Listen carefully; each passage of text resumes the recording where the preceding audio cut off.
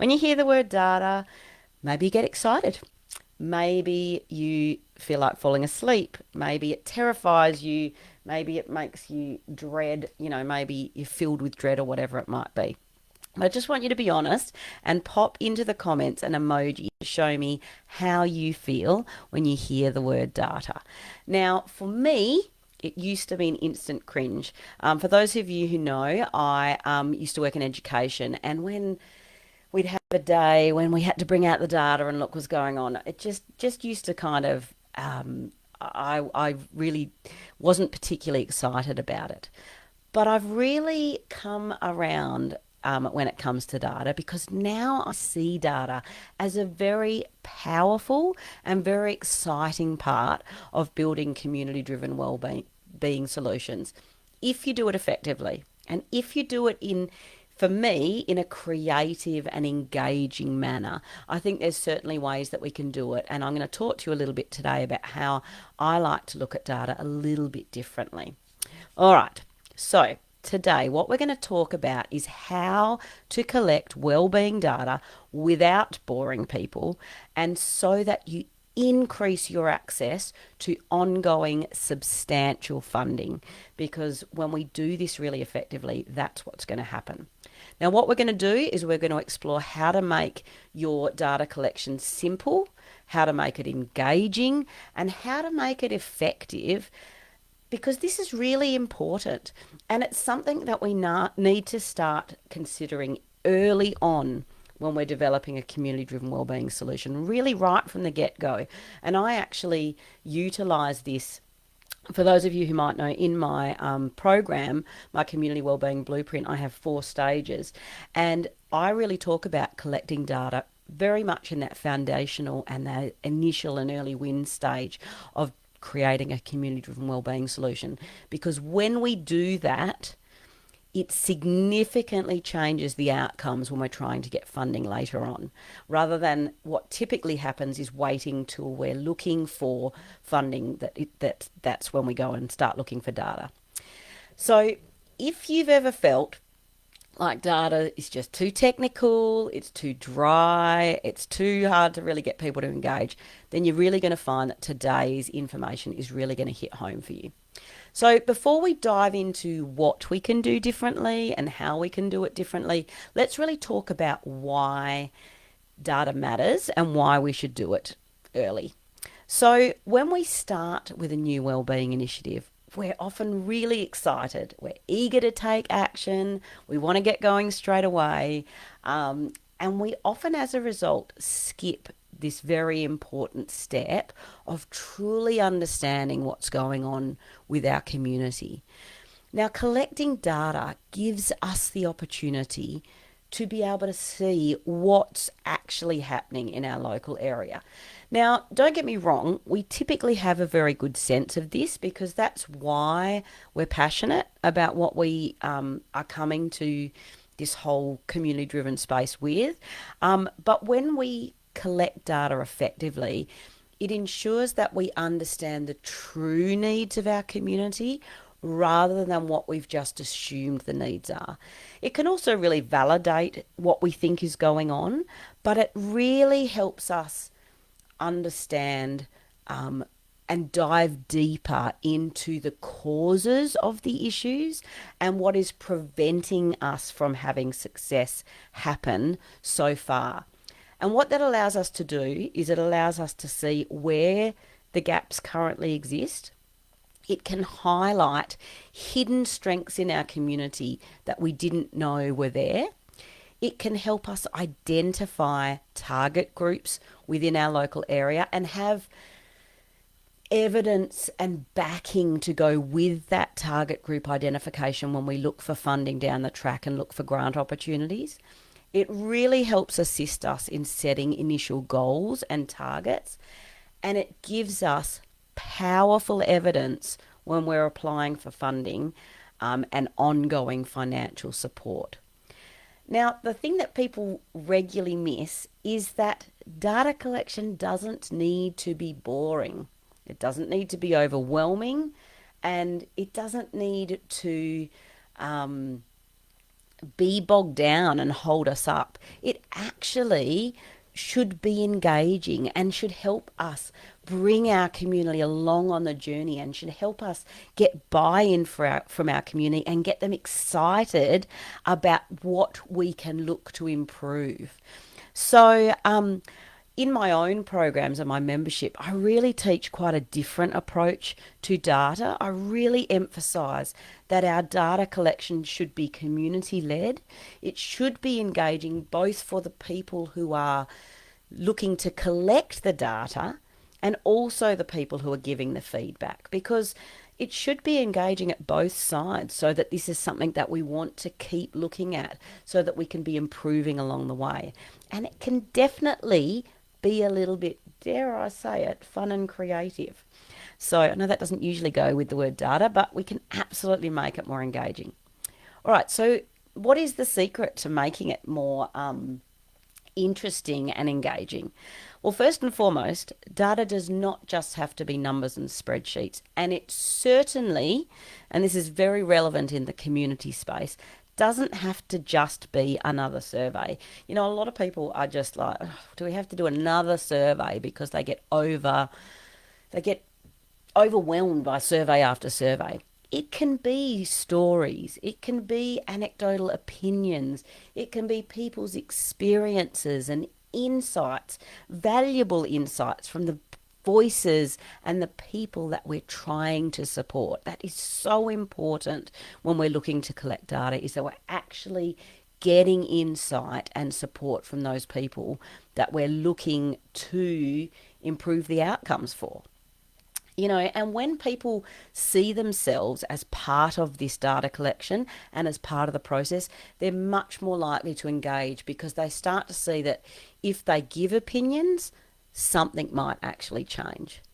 So it's really important that we do this in the early stages of developing a community-driven wellbeing solution. And what we want to do when we're collecting it early on is focus on collecting meaningful, bite-sized data that really brings people along on the journey. It doesn't have to be big and onerous and take forever. It can be lots of little snapshots that we get. And when we do it like that early on, as I've said, it becomes much, much, much more powerful and easy to get ongoing funding down the track. Because what we typically see is that people have an idea and then look for funding to support it later on when they've got an initiative or when they've got an action plan. But when we start collecting data early and in an ongoing manner at regular times, and it's part of our process rather than something completely separate, funding bodies can really see that it's very intentional and it's actually driving your decision making rather than just being an incidental thing that you've added on. All right, so how do we get creative with our data? How do we make it more engaging and more fun and more interesting? All right, so first and foremost, we can start by being a little bit more tactile. So rather than just getting people to always write things down, try being a little bit more tactile in your approach. So for example, if you want people to vote on something, have some things up on a wall at an event and just get them to add sticky dots. As they enter, give them some sticky dots and they add their dots where they want it to go. It can be that you've got a question board up in an event or at a venue and people add a sticky note, or they have some texters and they write their ideas down. Any creative way that you can get people to engage that maybe looks a little bit outside the norm. You know, Pinterest, great place.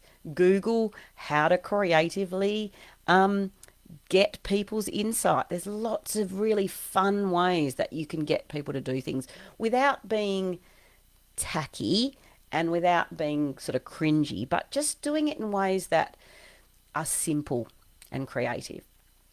Now, if you want to create a survey, there's nothing wrong with that. I don't want to demonize surveys, but try different ways of doing it. So, for example, you might do it in an online way. You might try a single question poll.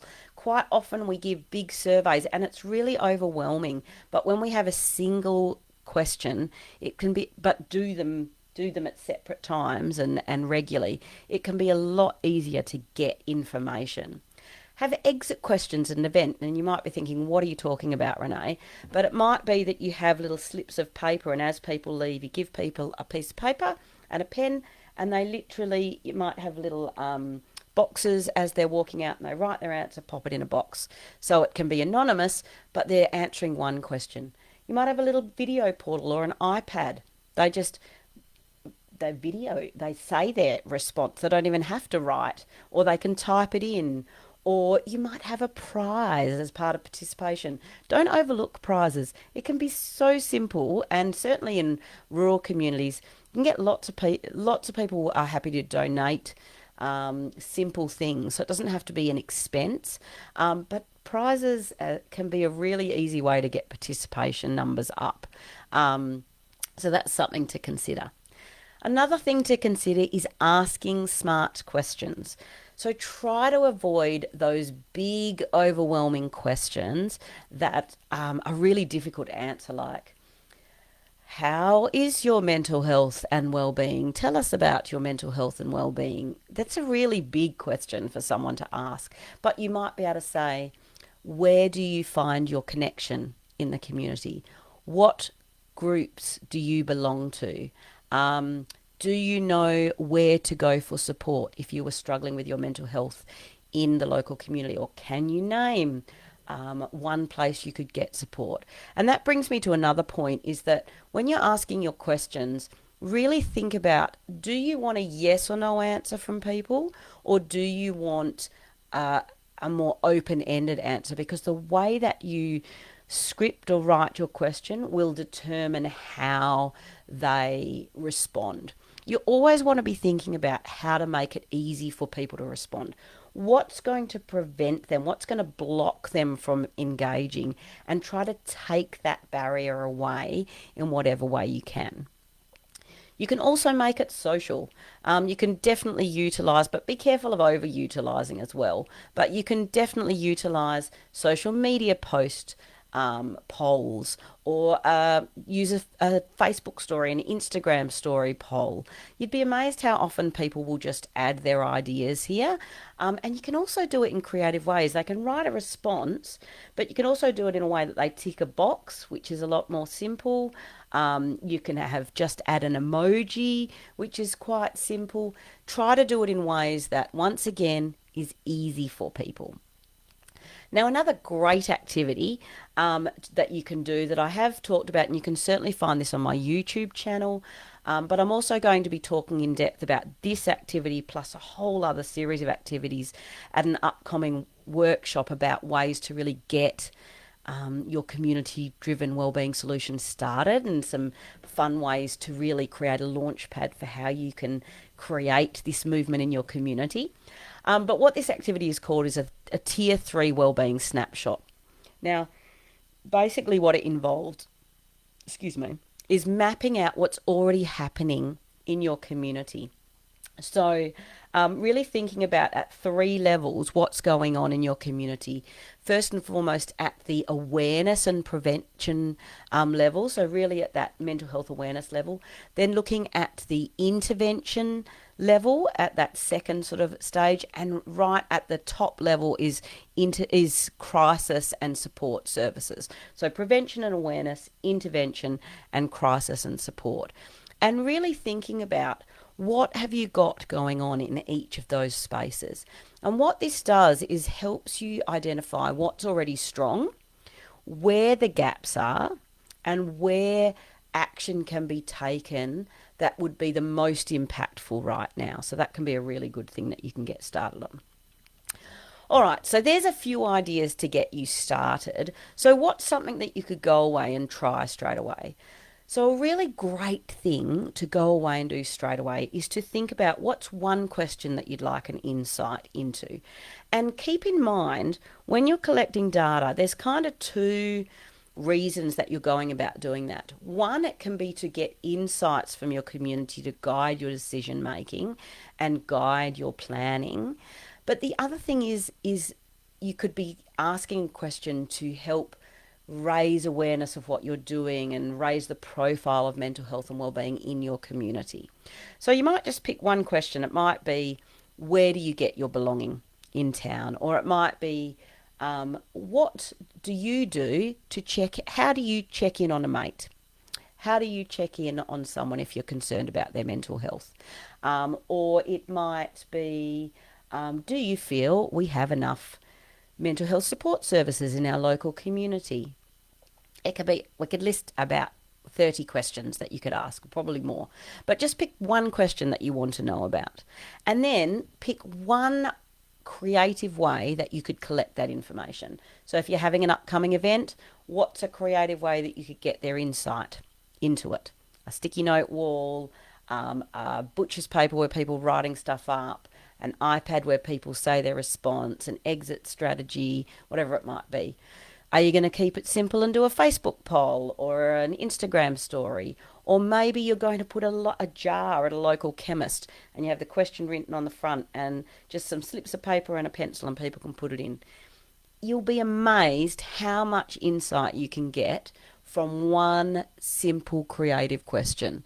We often overcomplicate things when we're looking at trying to make change happen. But if you just keep it simple and be a little bit creative, you can see amazing results from what you try. Now, if you do give this a try, please share it in the comments. It can be that you're thinking about something. Drop it in and tell us what you're thinking about. If you want some help coming up with an idea, tell us your question and we'll help you come up with something that could, that you could use as an idea. If it is that you want that you've done it or you've got it up, tell us how it went. Maybe it went really well. Maybe it completely flopped and you're like, please help me come up with a better way of doing this. We're here to be your sounding board and I'm here to give you support. I've got lots of ideas to help you with. So please ask your questions here and share away. All right, before we go, I'd like you to just do one thing now. So I want you to think back to what I asked you at the very beginning of the session, when I asked you to think about how you felt when you heard the word data. Now, I want you, if you're brave and you dropped it into the comments, please look back at your emoji. But if you just thought of how you felt, think about what that emotion was. And I want you to think about now, what emotion you're feeling now when you think about data. So now that you've heard a few creative ways to think about it, what are you feeling now? Is it that you're a little less scared? Is it that you've got an idea that you want to try out? Is it that I completely bored you and you don't want to know any more about data? And look, that's okay. Be honest with me. Is it that you're excited? Now you want to know more and you're thinking, actually, this could be a little bit easier than I thought it was. Is it that you're curious and you want to know more about it? Whatever it is, what I'd like you to do is I'd like you to drop in what I'm going to call a data emoji story. So, and you'll see an example of this in the description if you're wondering what on earth I'm talking about. You're going to stick a picture of an emoji of how you initially felt about data, then an arrow, and now what you feel about data. And I'll drop my own story about how I've changed since I first started thinking about data. So drop that into the comments so that we can see how you feel about data now. It's just a little bit of fun, but it just reminds us that data doesn't have to be dull and boring. It can be really creative. It can be really empowering. And it 100% can bring our community along on the journey and make it so much easier to get buy-in from our community and get access to bigger ongoing funding in the long term. Look, as always, if today's training got you excited about the difference you could make in your own community, if you created a community-driven wellbeing solution, then you might be interested in knowing more about my Community Wellbeing Changemakers membership. So this is a membership that I have running and that I'll be opening the doors up to soon. And in that membership, you're going to learn how to collect meaningful data that builds buy-in in your community. I'm going to teach you how to engage your community through simple, creative methods and to really use your data to unlock big, substantial funding opportunities. And of course, all the other things involved in setting up a community-driven wellbeing solution. Becoming confident in being a wellbeing change maker, developing your foundation, setting up your action team, creating your plans, and really getting access to funding and making all of that good stuff happen in your local community. If that's something that interests you and you want to know more about it, and you want to jump on the wait list so you're the first to know when the doors open, the link, sorry, is in the description. So please jump in there and have a look. Look, thank you as always for joining me today. Don't forget to post your data emoji story in the comments, and let's really stop treating data as a last minute thought, and let's instead start using it as the superpower that it is for improving well-being outcomes and for getting access to much greater funding and for really improving outcomes based on what's actually happening in our communities and what is really going on. As always, let's stop watching the mental health statistics and let's start changing them. And I look forward to talking to you next week. All right, talk to you soon.